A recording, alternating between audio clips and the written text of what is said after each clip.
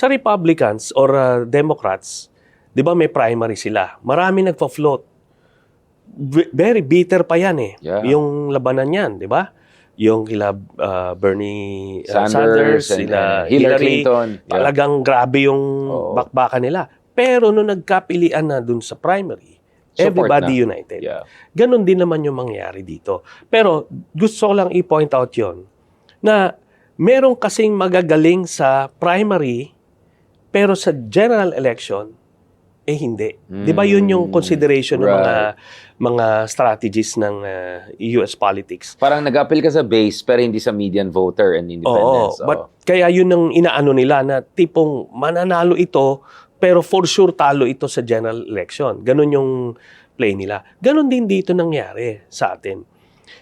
Ako, I feel si Lenny is going to be good dun sa base pero sa general election, baka kakapusin siya. Just like noong 2022. Because? Because she doesn't start early.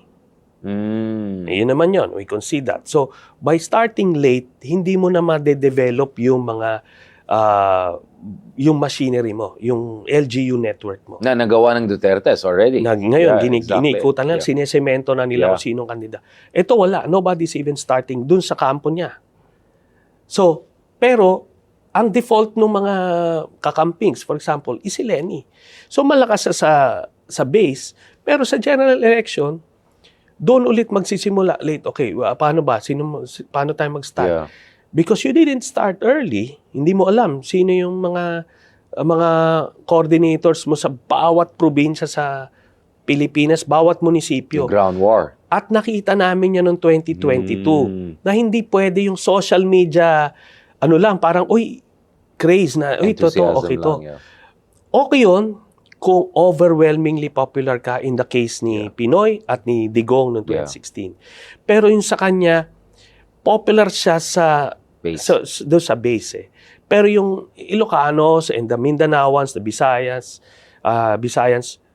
are not going to be excited once mag-declare si Lenny because we've seen You that have to win before. them over.